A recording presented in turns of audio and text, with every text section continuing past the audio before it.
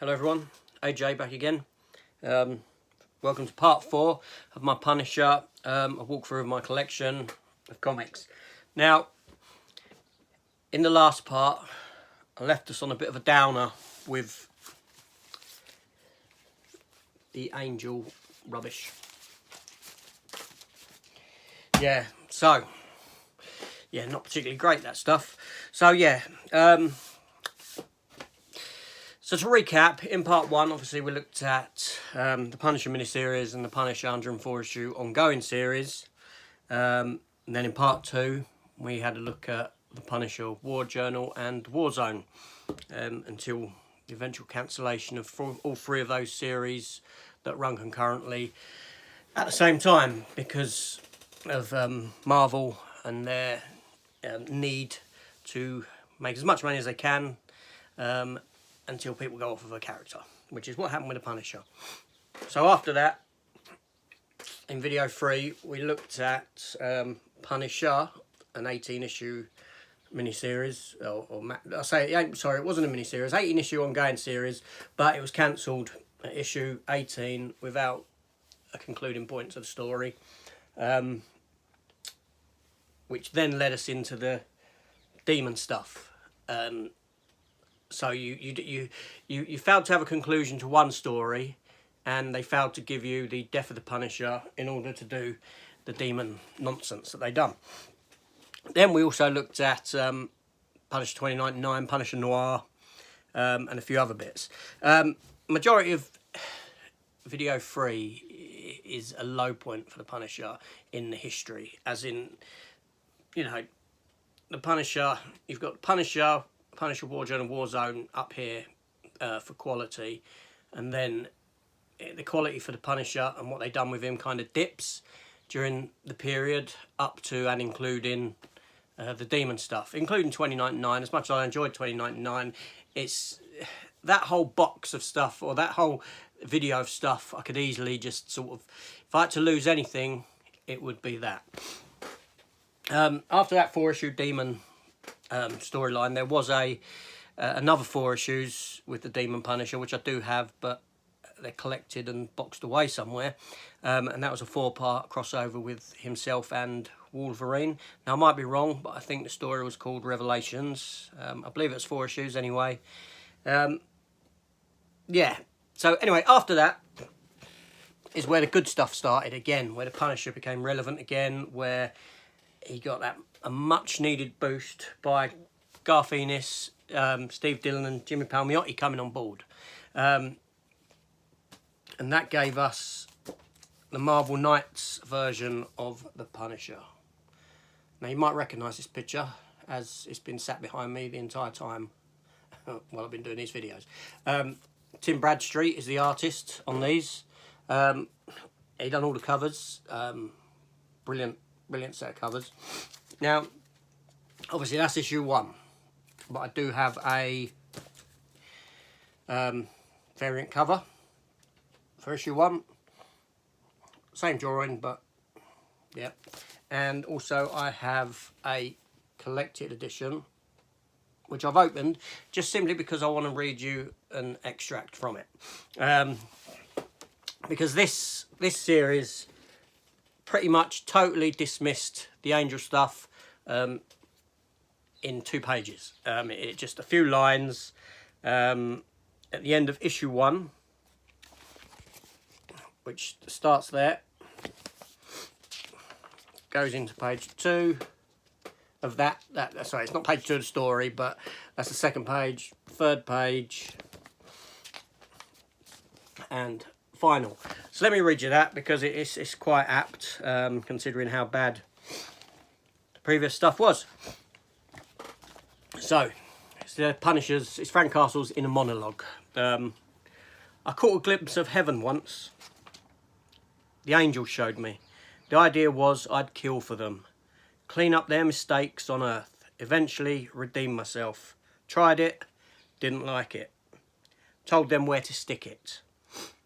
So they brought me up to heaven to see what I'd be missing.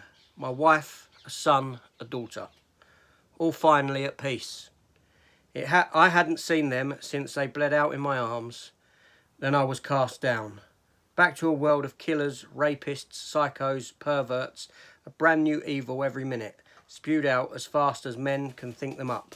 A world where pitching a criminal dwarf off a skyscraper to tell his fellow scum you're back is a sane and rational act. The angels thought it would be hell for me, but they were wrong. Welcome back, Frank, says New York City.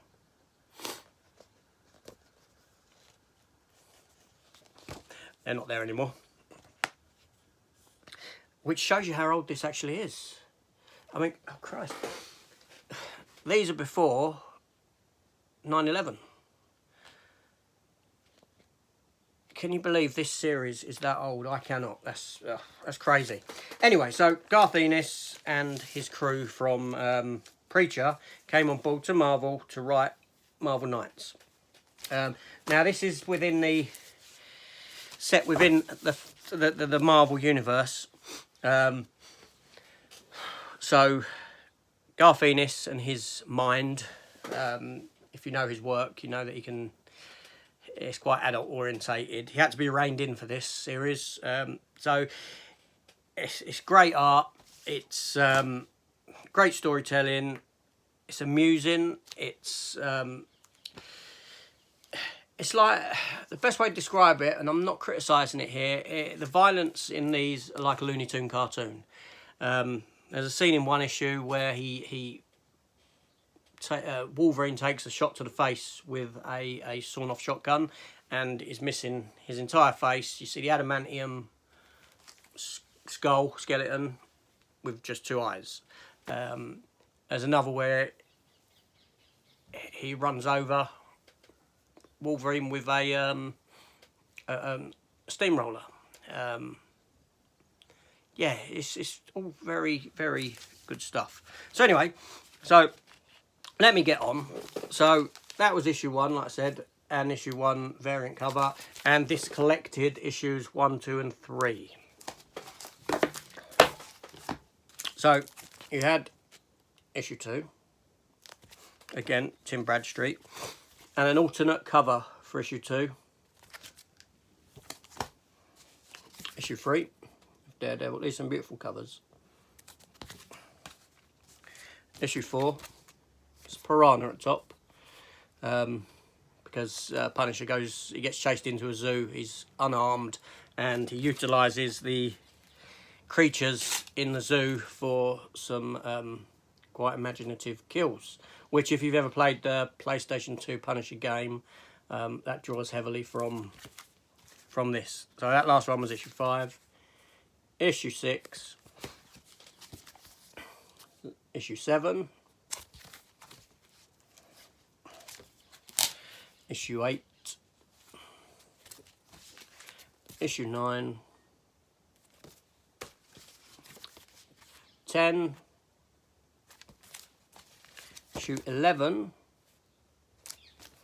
and issue 12, which is the final issue, as this was a 12 issue sort of maxi series at the time.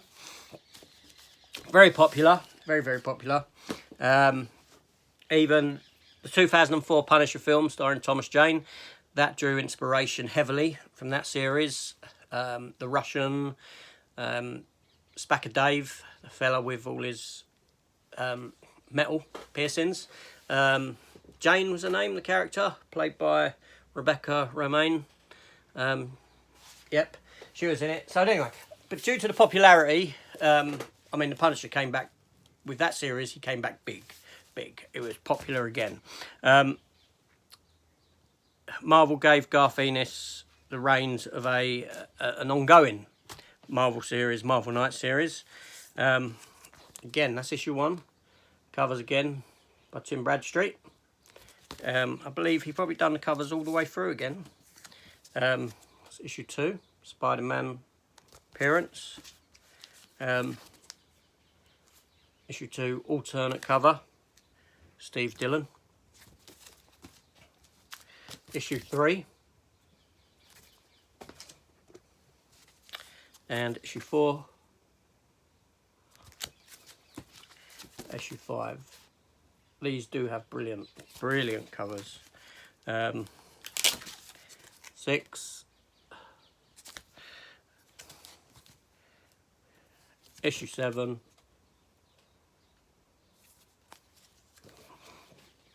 and from issue 7, let's see, as you can see, Steve Dillon, Jimmy Palmiotti, Garth Ennis isn't named on that, and for a few issues it was written by someone else, as you can see at the top, Ron Zimmerman, and then drawn by other individuals.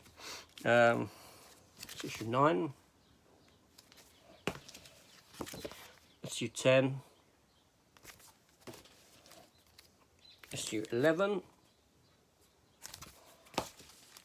and issue 12. With issue 13, we saw the return of Garth Ennis with Steve Dillon. You can even see there to do with the Twin Towers. I seriously cannot believe it amazes me that these are that old. Makes me feel old. I mean, it feels like yesterday. Issue 14, issue 15, issue 16, Wolverine, and issue 17. Let me just open this one up for a minute. I just want to show to you what I was talking about earlier. So this is, bear with me. Okay, it was in the last issue that his face was taken off, but there's Wolverine with no skin on his face. I may have to open up the previous issue to show you. Sick sense of humour in this series, but it was great. It was great. I reckon it's got, oh no, there you go. There you go. Punisher shooting Wolverine. Yep. In a place that hurts. And like I said, there he goes. Like I said, it's like a Looney Tunes cartoon. Running Wolverine over with a steamroller. Seriously, if you haven't read this series, these are a good jumping on. It's a great jumping on point for people who are interested in the Punisher. Start with the Garth Ennis stuff. You won't regret it. You won't regret it. Anyway, sorry. That was issue 17, guest star and Wolverine. Then we go to issue 18. I'm sorry if I'm a bit sniffy. My hay fever has been playing me up no end. Issue 19. 20. 21. 22. I mean, as you can see, still, you got Garth Ennis, Steve Dillon drawing, still the covers, the Tim Bradstreet covers are fantastic.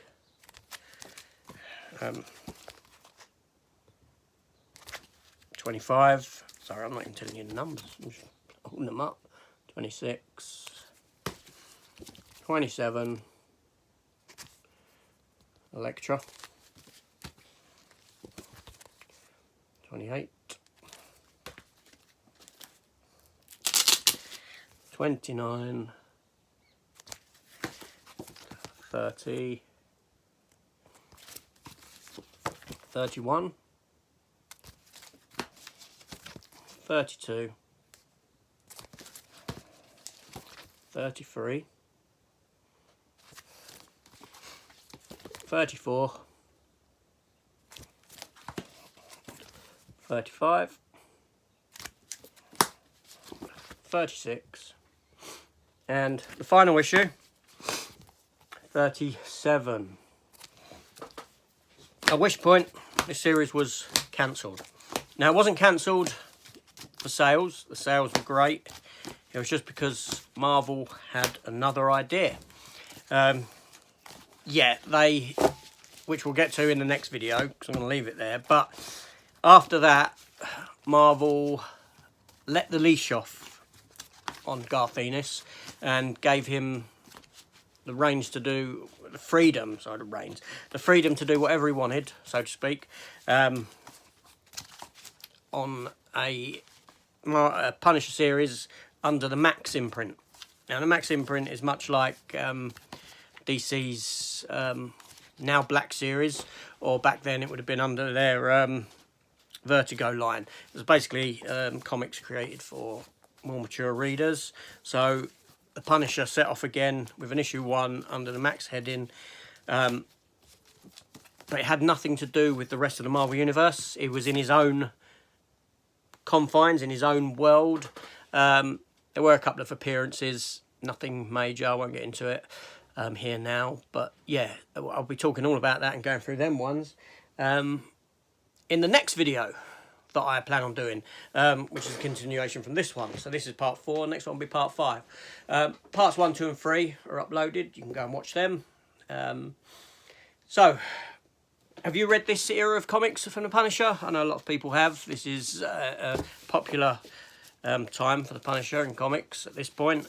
Tell me your thoughts. Do you like the Punisher? Do you dislike the Punisher? Do you like the direction they took him in? Even the films. Who's your favourite Punisher actor? Have that discussion, because I might do add-on videos where I discuss that sort of stuff as well. Please subscribe. Please give a thumbs up if you like the video. I'm happy to chat with anyone who wants to leave a message. Yeah, thank you for watching, and hopefully I'll see you in part 5 soon. Take care of yourselves. Goodbye.